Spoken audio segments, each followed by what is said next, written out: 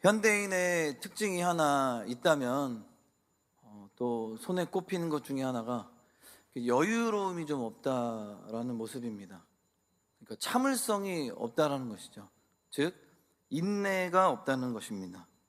그래서 모든 일을 하는 데 있어서 빨리빨리, 그래서 뭔가 일을 할 때 있어서 빨리빨리 해야 됩니다. 그래서 밥 먹는 것도 빨리빨리, 그래서 커피도 빨리빨리, 막 테이크아웃해서 막 부랴부랴 또 일하러 들어가면서 또 일도 빨리빨리 하려는 그런 말이 나오기 마련입니다.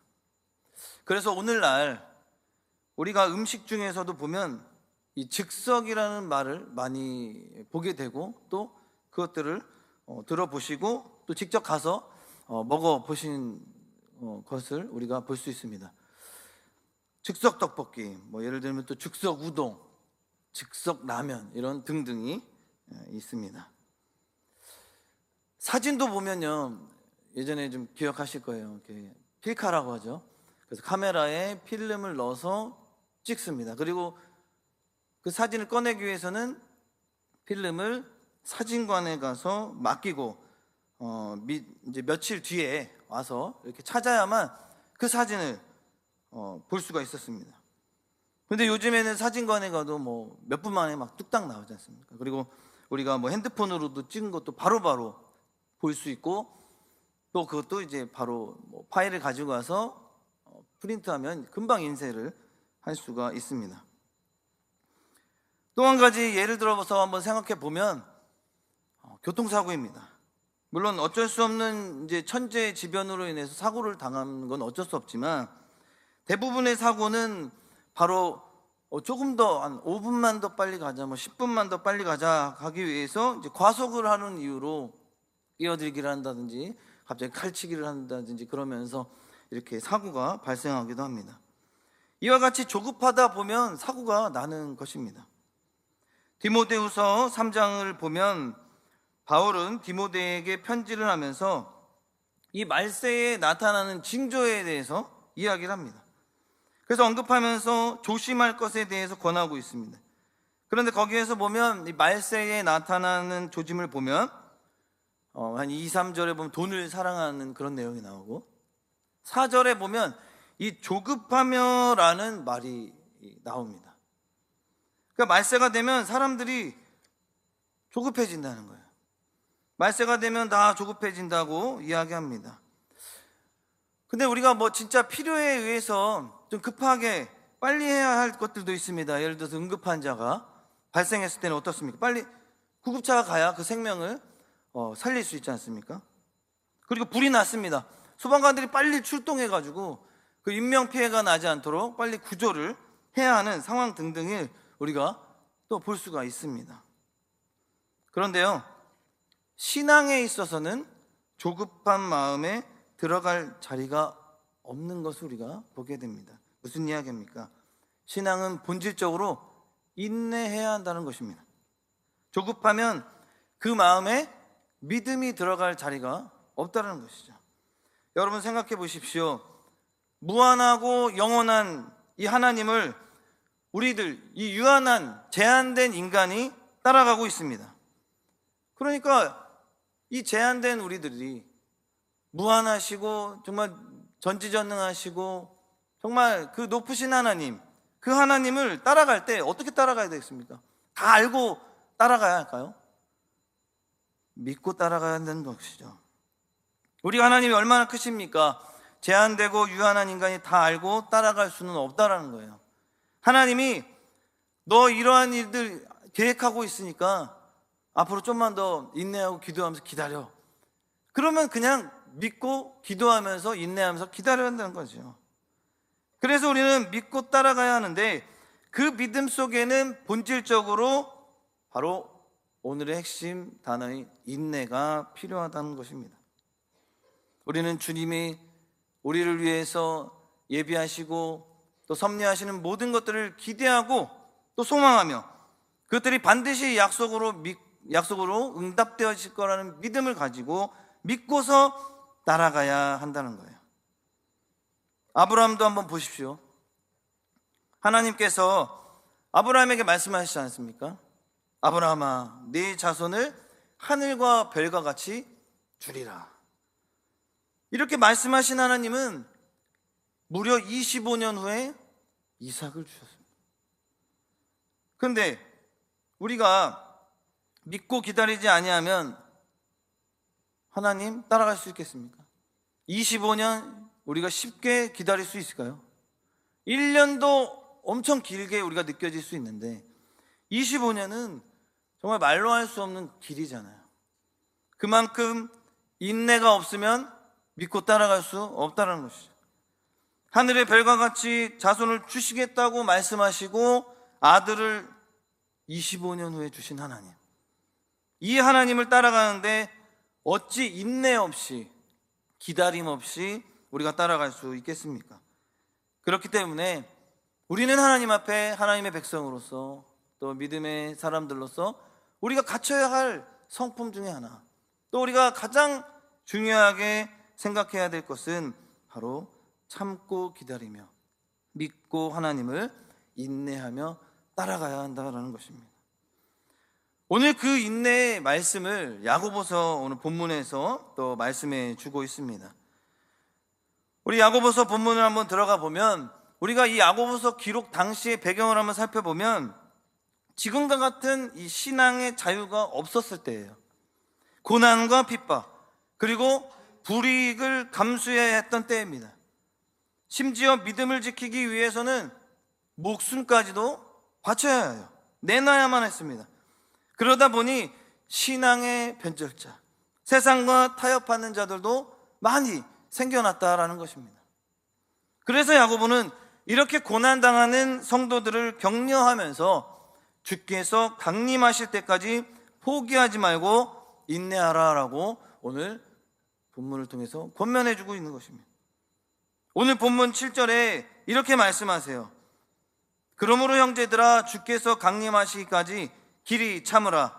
보라, 농부가 땅에서 나는 귀한 열매를 바라고 길이 참아 이른 비와 늦은 비를 기다리나니. 아멘. 야고보는 이제 형제들에게 이 주님이 강림하시기까지 길이 참으라라고 권면합니다. 그러니까 주님이 재림하신다. 그러니까 그 재림하실 때까지 이 땅의 불의와 악이 그치지 않을 것이기에 성도들에게는 고난과 핍박이 계속될 것이라는 것을 암시하고 있는 거예요. 그러나 성도들은 끝까지 어떻게 해야 된다는 것입니까? 믿음을 변치 않고 그 믿음을 이겨내기 위해서 어떻게 하라는 거예요? 고난과 핍박 참아라라는 것입니다. 마치 농부들처럼 말이죠. 아무리 급해도 이 농부가 농사를 짓지 않습니까? 그러면 봄에 씨를 뿌리고 그 다음 달부터 곡식이 열매가 맺어질까요? 결코 그렇게 일어나지 않죠. 곡식을 거둘 수 없습니다. 땅에서 나는 귀한 열매를 바라면서 길이 참아 이른 비와 늦은 비를 기다리는 거예요. 이른 비는 늦가을에 오는 비며 늦은 비는 봄에 오는 비입니다. 이처럼 농부가 그냥 기다리는 것이 아니라 계속해서 그 열매가 아주 먹음직하고 좋은 품종으로 맺어지고 자랄 수 있도록 어떻게 합니까? 수고하며 땀 흘리며, 또 좀 농사에 어떤 피해가 좀 입으면 참고 다시 그것들을 재건하고 복구하면서 결국 그때가 열매가 맺어지는 그때를 우리가 기다려서 인내해서 그 열매를 맺어서 수확을 하게 된다는 것입니다. 시간이 지나면 열매를 맺는 그 열매를 농부가 알기 때문에 어떻게 한다는 거예요? 그래서 또 기다리는 것이죠. 인내하고 기다리게 되는 것입니다. 주의 강림하시기까지 참으라. 보라, 농부가 땅에서 나는 귀한 열매를 바라고 길이 참아 이른 비와 늦은 비를 기다리나니. 그러니까 어떻게 하는 거예요? 너희도 길이 참고라고 이야기하는 거예요. 여기 이 참다라는 말은 이 헬라어로 이 두 개의 단어로 이제 복합되어 있는 단어입니다. 그 하나는 멀리, 길이, 긴이라는 뜻이 하나 있고, 다른 하나는 열정, 격렬함, 격분, 격노, 분노라는 뜻입니다. 그래서 이들이 합쳐져서 오래 참는다라는 뜻이 되었습니다. 그래서 야고보는 고난받는 이 수신자들에게 뭐라고 얘기해요? 주의 강림하시기까지 오래 길이 참고 인내해라. 하나님의 일들은 그 때가 있습니다. 우리가 예를 들어서 올 한 해 계획하는 모든 목표들이 있습니다. 그럼 당장 1월에 계획했는데 한 2월에 됐으면 좋겠습니다라고 조급하게 생각한다면 그 2월에 다 그 목표가 이루어질까요? 이루어질 수도 있겠죠. 그러나 그런 경우가 별로 없습니다. 하나님도 다 때가 있다는 것이죠. 성도들이 함께 고난과 역경이 있더라도 그것을 놓고 함께 기도하며 또 그것들을 함께 이뤄나가기 위해서 협력해서 선을 이루고 모든 수고와 땀을 같이 흘려야만 그것의 열매가 하나님의 때에 이루어진다는 것입니다. 그렇기 때문에 우리는 길이 또 오래 참는 그 인내를 우리 성도들이 기본적으로 갖춰야 된다는 것이에요. 이것은 근데 주의 강림만을 의미하는 것이 아니에요. 우리가 고난받을 때 어떻게 할까요? 바로 실제로 현장에 성령님이 나타나서 우리와 함께 하시고 위로해 주시고 그 능력으로 우리에게 힘을 부어주신다는 것입니다. 그것을 의미하기도 하는 거예요. 그런데 우리는 어떻습니까? 길이 참지 못하죠. 너무 성급하게 하나님 앞에 간섭해 주기를 재촉합니다. 우리는 주님께 도와달라고 간구하지만 하나님의 그 불가능한 상황에 빠져 있는 것을 아시고 이르시기를 앉아서 기다리라. 그리고 인내를 가지고 그때를 기다려라 라고 말씀하셔요. 그렇다면 이와 마찬가지로 우리 성도들은 어떻게 해야 한다는 거예요? 농부가 참고 기다리게 되면 열매를 맺게 되는 것처럼 결국 하나님께서 우리를 핍박하고 우리를 고난 가운데 있게 하는 그 악인들을 심판하시고 그리고 성도들의 눈에서는 눈물을 닦아주시고 억울함을 풀어주시고 그리고 우리가 수고하며 애쓴 그 선한 일들에 대해서 어떻게 하시는가? 하나님께서 갚아주시는 줄 보상해 주시는 그 날이 있다는 것을 믿으시기 바랍니다. 그것 때문에 우리가 지금은 당장 악한 자들이 뭔가 승리하는 것처럼 보일 수도 있습니다. 그리고 믿음의 사람들은 뭔가 고난을 더 당하는 것처럼 손해를 보는 것처럼 그래서 억울한 일이 계속 되는 것처럼 우리가 생각할 때가 그런 황당한 상황 가운데서도 우리가 오해를 받고 넘어질 때가 있지 않습니까? 그러나 그러한 상황 가운데서도 하나님은 오늘 야고보서 말씀 통해서 뭐라고 말씀하시는 거예요? 그래서 참고 인내하며 기다리며 오히려 주님을 따른다는 그리스도인으로서 참된 그리스도인으로서 믿음을 가지고 있으라 하라는 거예요. 똑같이 하라는 것이 아닙니다.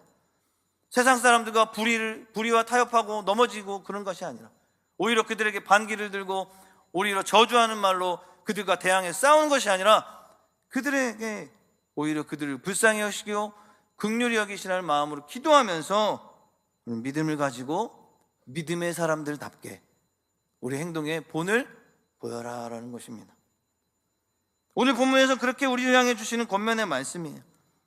계속해서 8절에도 이렇게 말씀하세요. 우리 8절 말씀은 한번 같이 읽도록 하겠습니다. 시작. 너희도 길이 참고 마음을 굳건하게 하라. 주의 강림이 가까우니라. 아멘. 여기서 주의 강림이 가까우니라 할 때 이 강림에 대한 원어 파루시아라고 하는데 주님의 이 재림을 의미하지 않습니까? 이 뜻이. 그리고 가깝다의 원어 이 앵기조라는 것은 이 공간적 의미보다는 시간적 의미로 이해해서 해석하면 주님이 어떻게 하신다는 거예요? 어떻게 오신다는 거예요? 주님이 지체하지 않으신다, 속히 오신다라는 뜻을 가지고 있습니다. 그렇습니다. 재림에 대한 기대는 성도들의 모든 주님을 믿는 백성들의 소망이고 기대예요. 그렇기 때문에 고난당하는 성도들, 이 당시에 고난당하는 성도들, 목숨까지 바쳐 주의 일들을 감당하고 주의 말씀을 선포하는 자들에게는 어떻습니까? 더 이 주의 재림이 속히 오기를 기대하지 않겠습니까? 그것만을 소망하며 이들이 주의 일들을 하지 않았겠습니까?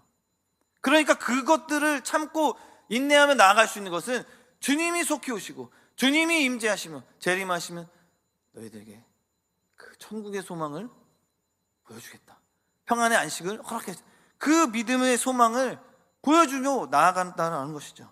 그것만은 이 소망이 되는 힘이 되었을 것입니다. 마찬가지로 우리도 분명히 주님은 다시 오신다라고 약속하셨기에 재림에 대한 믿음을 가져야 하지 않겠습니까? 성도들은 그날까지 그래서 참고 이 세상에서 우리에게 맡겨진 사명들을 계속해서 주님 오실 그날까지 끝까지 책임지고 감당해야 하는 것입니다. 근데 주님 오실 날을 우리가 알지 못하지 않습니까?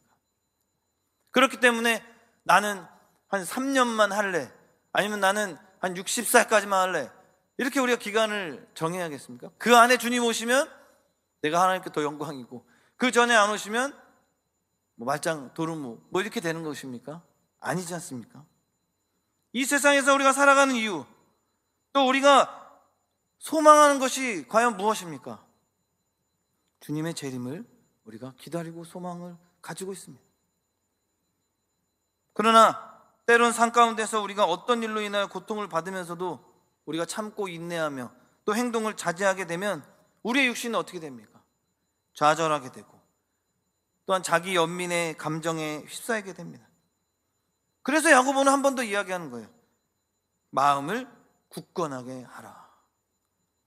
이 표현은 헬라어 원어를 찾아보면 무거운 것을 지탱하고 받쳐드는 것이라고 의미를 담고 있습니다.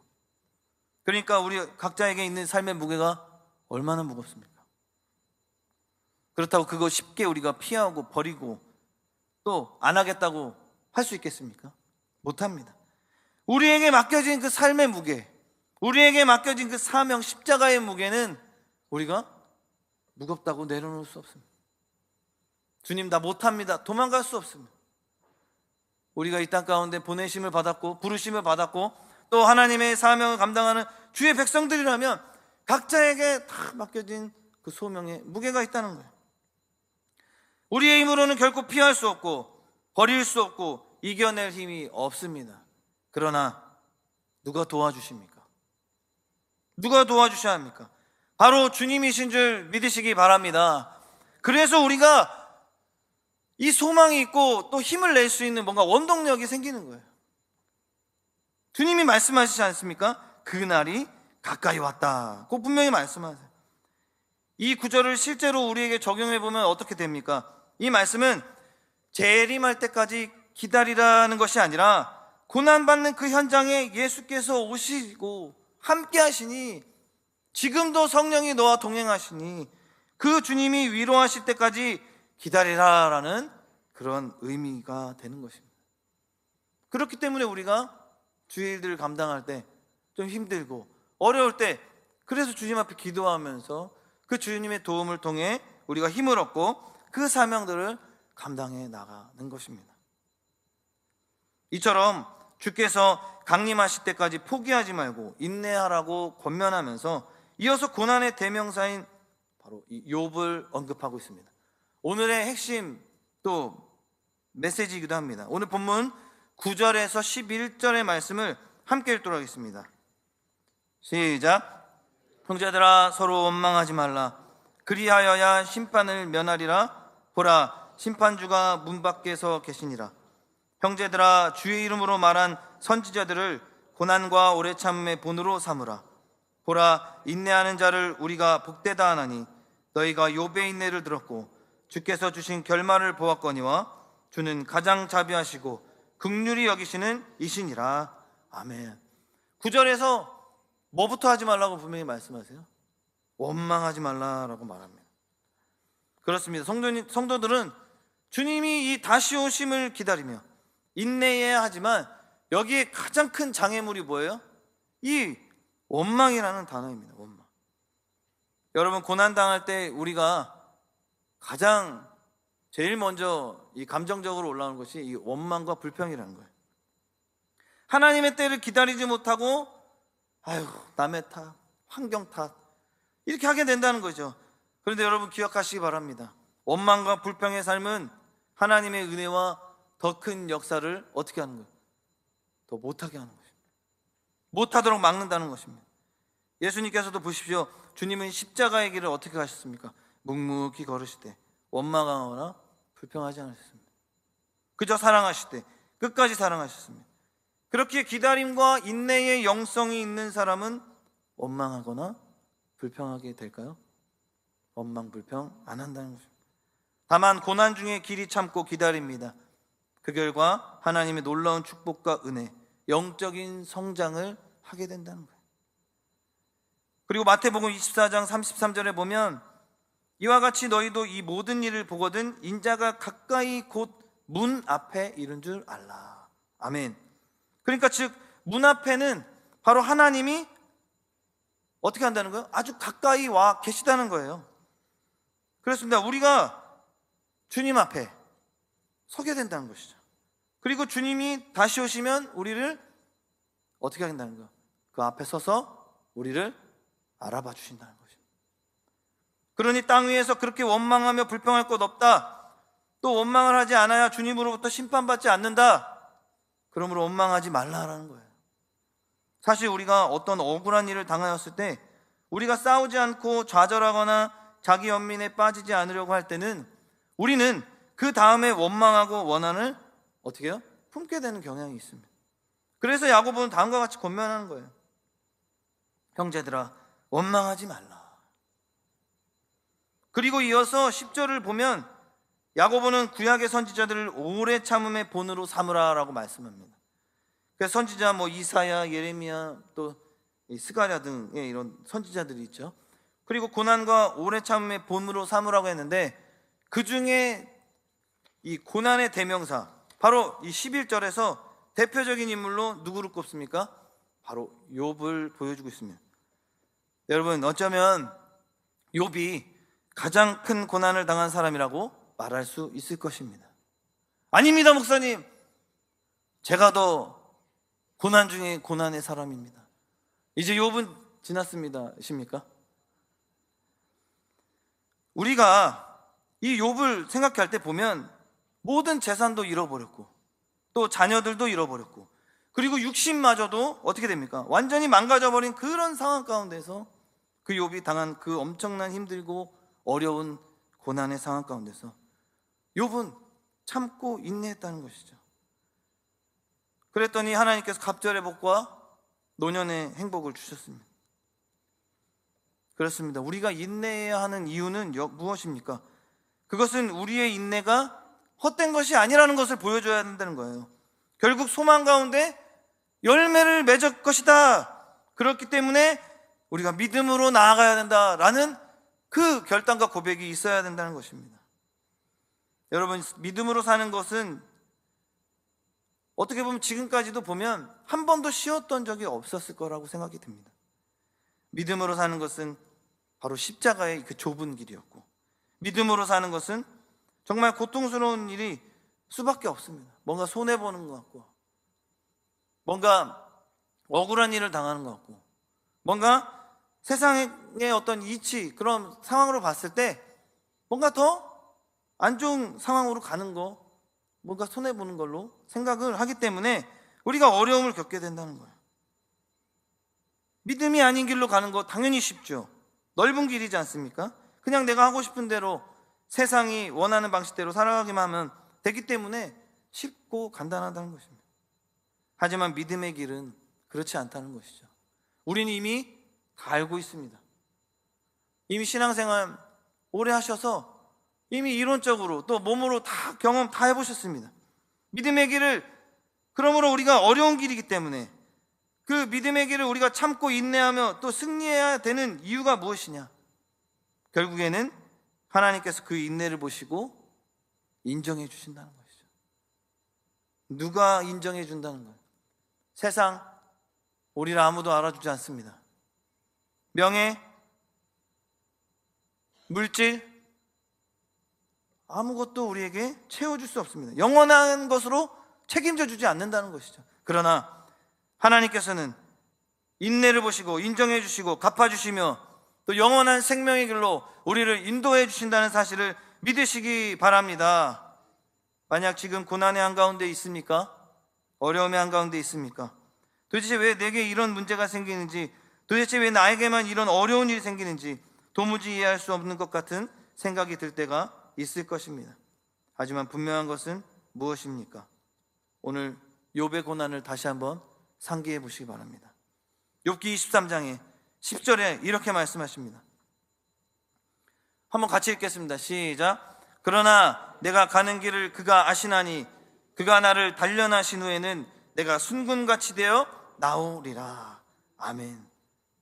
그가 나를 단련하신 후에 내가 순금같이 나올 거라고 하는 믿음의 고백을 하면서 욥도 그 고난을 이겨내어 갈 수 있었다는 것입니다. 사랑하는 성도 여러분, 원망하지 마시기 바랍니다. 힘들다고 누구를 탓하고 욕하지 마시기 바랍니다. 괴롭다고 말하지 마십시오. 불평하고 원망할 게 아닙니다. 어려운 일 만났을 때 너무나도 두려워하며 벌벌 떨며 숨어버리고 싶고, 그러나 도망다니지 마십시오. 그것이 우리를 결코 해결해 줄 수 없습니다. 이것을 해결해 주실 수 있는 분은 단 한 분이십니다. 오직 하나님만이 이것을 해결해 주실 수 있습니다. 하나님 살아계시고 우리를 너무나도 사랑하시고 하나밖에 없는 그 아들을 십자가에 내어주시기까지 사랑하신 그 하나님만이 우리를 외면하지 않고 우리를 지금도 빚어가고 계시며 단련시키시고 계신 후에 순금같이 나오게 하실 줄 믿는 저와 여러분 되어서 더욱더 그 믿음의 고백으로 오늘도 또 믿음의 길을 인내하며 걸어갈 수 있기를 주님의 이름으로 간절히 축원합니다. 말씀을 맺겠습니다. 야고보는 주님의 재림을 기다리며 인내할 것을 권면했습니다. 마치 농부가 귀한 열매를 얻기 위해 오래 참고 기다리는 것처럼 우리도 신앙 안에서 주님의 재림을 바라보며 흔들리지 않고 조급함을 버리고 하나님의 뜻 신뢰하고 인내하는 삶을 살아가라고 말씀합니다. 그리고 시험과 고난 속에서 성도들이 서로 원망하거나 다투는 삶이 아니라 하나님께서 공의로 심판하실 것이기 때문에 우리는 용서와 사랑의 자세로 살아오라고 말씀합니다. 마지막으로 야고보는 선지자들과 욥을 예를 들어 고난 중에도 신실함을 지킨 자들이 결국 하나님의 은혜를 경험했다고 말합니다. 욥은 극심한 고난을 겪었지만 끝까지 하나님을 신뢰했고 결국 하나님의 긍휼과 자비를 체험했습니다. 고난이 있어도 하나님의 계획과 목적이 있음을 믿고 끝까지 견디는 자들에게는 하나님께서 은혜를 베푸시는 줄 믿으시기 바랍니다. 그러므로 오늘도 우리가 다시 한번 이 말씀 붙들고 삶을 살아갈 때에 예수님의 재림을 기다리며 인내하시고 서로 사랑하며 신앙의 본을 따라 끝까지 견디는 믿음을 가지고 하나님께서 우리를 긍휼히 여겨주시고 끝까지 참고 인내하는 자들이 반드시 복을 주시는 그 은혜를 기대하며 아무쪼록 믿음 변치 않고 인내하여 승리를 경험하는 우리 모두가 되기를 주님의 이름 간절히 축원합니다. 오늘 주신 말씀 붙들고 우리가 한번 합심하여 기도하도록 하겠습니다. 하나님, 우리도 주님의 때를 기다리며 조급함이 아니라 인내하는 믿음을 갖게 하시고 시험과 어려움 속에서도 흔들리지 않고 끝까지 신뢰하게 하여 주시옵소서. 고난 속에서도 성도들과 서로 원망하지 않고 오히려 사랑과 섬김으로 나아가게 하시고 우리의 말과 행동이 공동체를 세워나가는 모든 도구가 되게 하여 주시옵소서. 또한 신앙의 본을 따라 선지자들과 욥처럼 어떤 상황에서도 하나님을 신뢰하게 하여 주시고 고난을 통해 하나님의 긍휼과 자비를 경험케 하시고 이 땅에 소망을 두지 않고 오직 주님의 다시 오심을 기대하며 우리의 삶이 주님 앞에서 부끄럽지 않도록 깨어있게 해달라고 이 시간 주님의 이름 한번 부르시고 합심하여 주님으로 기도하겠습니다. 주여,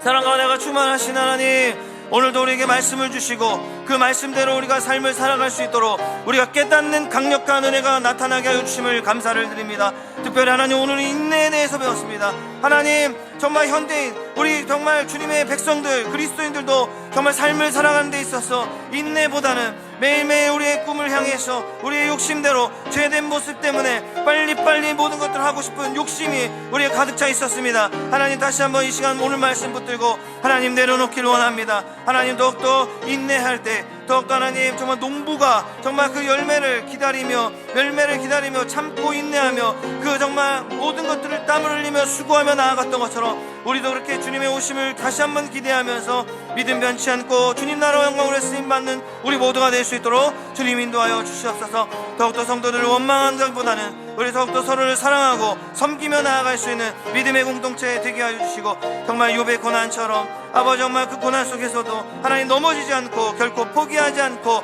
믿음으로 승리하며 나아가 주님께 은혜 받고 축복받은 그 믿음의 그 욥을 고난을 통해 하나님 우리도 배웠습니다. 하나님 우리도 욥처럼 더욱더 하나님께 쓰임받는 그런 아버지 축복된 백성들 다 될 수 있도록 주님 사용하여 주시고 이 땅 가운데 소망을 두게 하여 주시옵소서.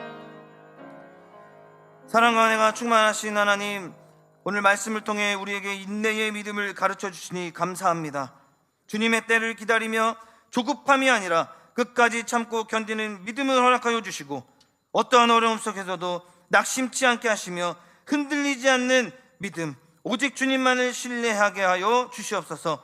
또한 우리가 서로 원망하는 것이 아니라 사랑과 격려, 섬기는 또 세워가는 공동체 되게 하여 주시고, 우리의 말과 행동이 주님의 뜻을 이루는 도구가 되게 하여 주셔서 더욱더 우리 승동교회 모든 공동체에 있는 성도님들이 더욱더 주님 나라와 정말 영광을 위해 이 땅 가운데서 쓰임받을 수 있도록 사용하여 주시고 인도하여 주시옵소서. 그렇게 인도하실 주님께 온전히 맡겨드리며 거룩하신 예수님의 이름으로 간절히 기도합니다. 아멘.